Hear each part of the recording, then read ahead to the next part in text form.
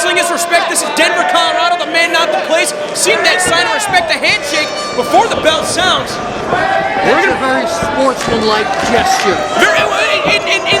In the spirit of respect, a match representing Wrestling is Respect. Well, if there's anyone who knows anything about respect, it's Bill Apter.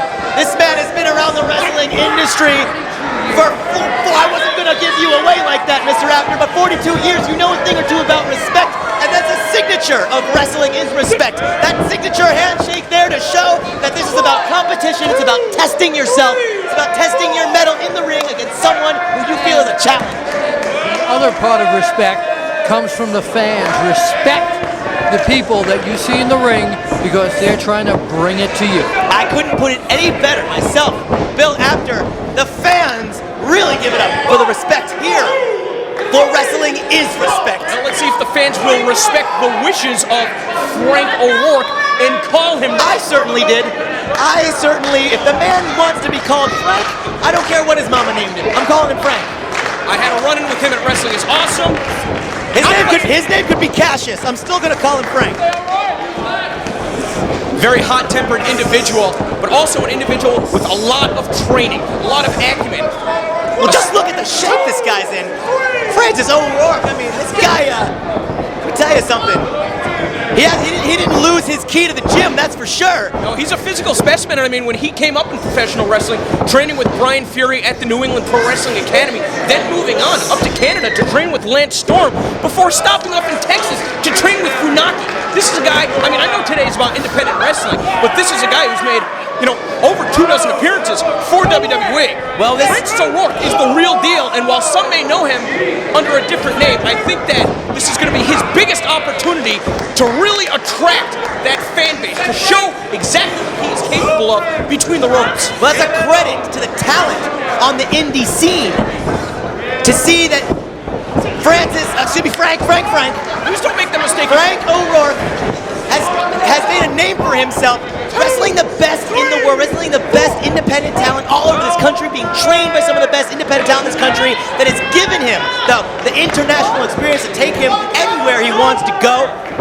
But right here, his goal is to earn the respect of Drew Gulak right about now. It's no easy feat because, as much as we've been talking up Francis O'Rourke, I mean, Drew Gulak is a world travel competitor at such a young age. This guy's wrestled all around the world. He's what, 24, 25? I hate to overhype the guy, but I see a lot of early Bryan Danielson when I see Drew Gulak wrestle. It's that intensity, and not only that, but the intellect. Drew Gulak is so smart.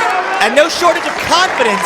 He refers to himself as the Universal City Stretcher, making his hometown of Philadelphia, Pennsylvania proud. You saw a clean break right there. That was a clean break. That's what we're talking about here. Wrestling is respect, and respect is wrestling. The two go hand in hand, ladies and gentlemen. You're either trying to earn it, or you're giving it to one of these competitors, these fighting warriors, ladies and gentlemen. The last week at Wrestling is Respect, the debut event in Boonton, New Jersey, we saw Drew Gulak just pick apart Leechland right in front of his family, too. Drew Gulak is a cold individual. He's not up there, and you know what? I think that's why he's so smart. He doesn't let his emotions get in the way. He's not like Frank O'Rourke, who sometimes he can control the energy created by his temper to work to his advantage. Sometimes it blows up in his face. Well, he's a game changer. He came to Wrestling is Respect to make an impact. He gave a shot at a young talent, and he taught that talent a lesson in wrestling, and yes, a lesson in respect. Much like Francis, I am so sorry. If anyone listening, anyone within the sound of my voice, accept my apologies. His name is Frank O'Rourke. Now reversing it, he's got the upper hand at this point with that side headlock. Now, these two gentlemen have met in the ring once before. However, normally this is the type of wrestling you would see, this sort of feeling out process. But I think, knowing the result of that previous encounter at a Beyond Wrestling event last year, I think that both want to wrestle a conservative style because the first one that makes the mistake may be giving up the advantage for the rest of the match. That's quite true. You don't want to give away your hand too early. A lot of that is part of mind games. A very crucial element to professional wrestling, just as important as the physical element. Absolutely. The element of these mind games, and Drew Gulak, as the ring veteran, definitely is going to use that to his advantage. the physical element is certainly only half of that, and like you said, it is the mental game, and I think that's where where Drew Gulak excels coming into this contest, is that he's going to try and psych out Frank O'Rourke so that Frank makes that first mistake. But you're talking about the physique of Frank O'Rourke, certainly no shortage in the power department. No way. No way. He's just muscling Gulak. Just muscling Gulak right into the corner. And you mentioned the intellect of Drew Gulak, and that plays a big role in there because he likes to play that game of chess, that human game of chess in the ring. You know, I think that Gulak's probably most well known for his appearances in Combat Zone Wrestling, but let's not discount the fact that when he broke into professional wrestling, he trained with both Chikara and CZW, and while his career path may have taken a different direction, I mean, with all these Wrestling Is promotions popping up, like, he's really got another platform to show off just how good he is. And he's doing it right here. Look at that, he caught right here on the grandest stage, National Pro Wrestling Day, ladies and gentlemen. It is here. You are part of it. And right now, Drew Gulak trying to stay in control. Down on the mat goes Drew Gulak, and that is where he does his work. Typically see when you see a side head scissors applied, the opponent's face is up to try and cut off the flow of blood to the brain, but in a position like this, I mean, it's more so putting pressure on the neck. This is more of a submission predicament where the opponent's going to be forced to tap out rather than pass out. He's trying to put pressure on that thickly muscled shoulders. And Frank's taking it away. Oh, he was bound to break down. I'm not even going to say O'Rourke. His name is just Frank. That's it, Frank. Oh yeah, how about a beard there? Oh no, a nice shot. Because Drew Gulak's thinking about that one. The audience trying to get under the skin of one Frank O'Rourke, and another Frank shot. is just trying to take away the skin on the chest of Gulak. He's trying to rip it away, so it's going to be nothing but exposed ribcage. And speaking of that, when Frank O'Rourke made his debut at Wrestling Is Awesome, in a losing defeat, it was a losing effort. He looked excellent. That was against Dasher Hatfield. He broke his ribs in that match. He had to take 6 weeks off of wrestling, and you would never know, watching that match, available for $5 on Smart Mark Video, that competitor had broken his ribs. I mean, if that's what he's competing at injured, just imagine what he's going to be capable of. Well, yeah, it's like right there, it's a 2 count, and almost 3. Like you mentioned before, you don't want to give your opponent that added advantage, giving away an injury, giving away something, any sort of weakness at all. You've got to hide that, much like a poker player has to hide his hand. Give Frank credit, though. You've got the fans chanting Francis at him. I'm sorry I repeated it. If you watch the iPay-per-view replay, Francis. Oh, wow. What a shot again. He's done a good job of keeping his cool. I gotta give him credit. Gulak has not been able to get him off his game. Whatever he's been able to keep his attention and focus his aggression on the task at hand, which is not these fans calling him Francis. He's got to stay on Drew Gulak. Because that's who's going to give him a problem right here. That's who he's trying to earn respect from.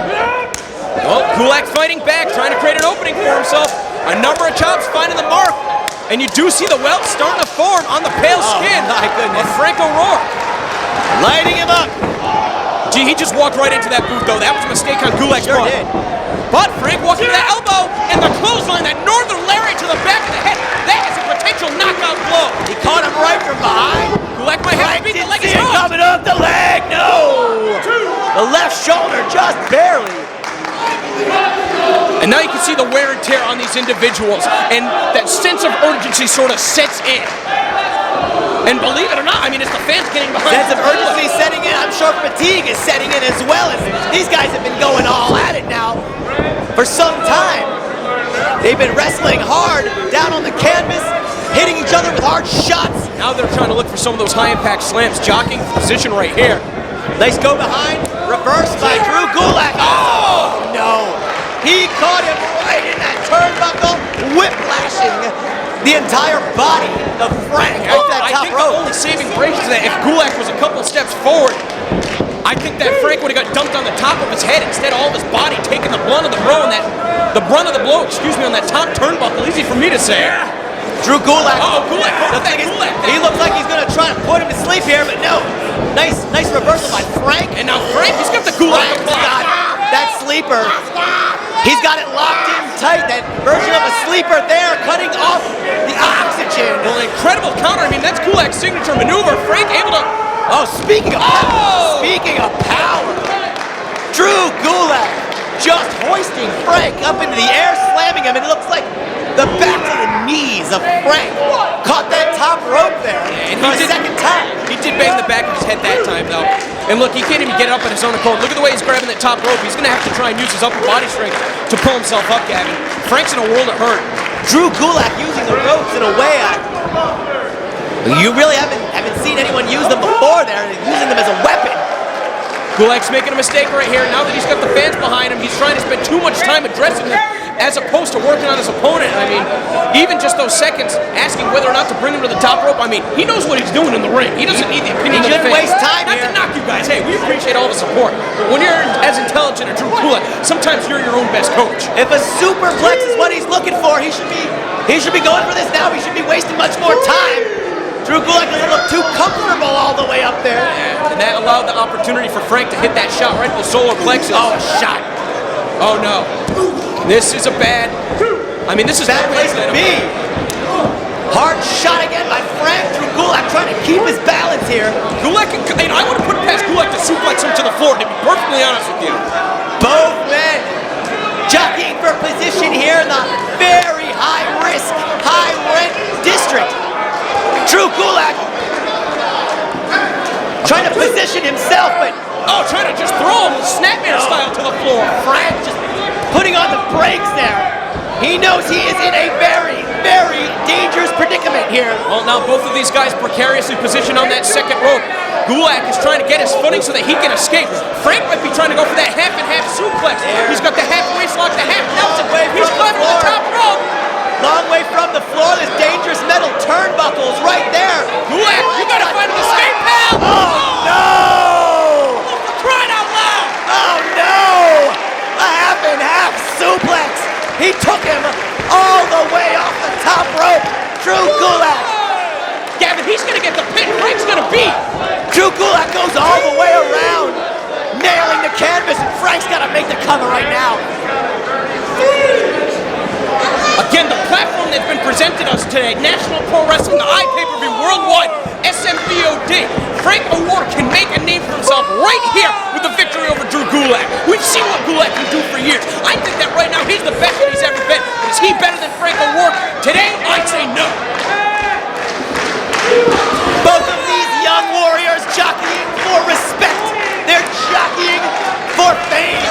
They're jockeying for a win, an important win on a giant stage, National Pro Wrestling Day. Just giving him the stink eye, just going toe to toe right now, and they're not done. No, neither. They're not done. They're just getting started. Neither of these men are backing down one bit. These are two tough dudes that we're looking at in the ring. Oh, that's what you do. Couple of young studs, and Drew Gulak now taking it to Frank O'Rourke. Where's he getting the energy, man? It's gonna be the support of the fans here. Come on! Drew Gulak digging down deep, going into the corner hard with a clothesline, connecting with Frank. Loses his footing, and Frank lost his footing on that one, but he managed to get behind Drew Gulak. Yeah, but Gulak, he's got his footing right there. Now rolling him through and pulling him into that Gulak, that dragon sleeper. And now with the legs wrapped around the base, Frank O'Rourke has no choice but to give it up.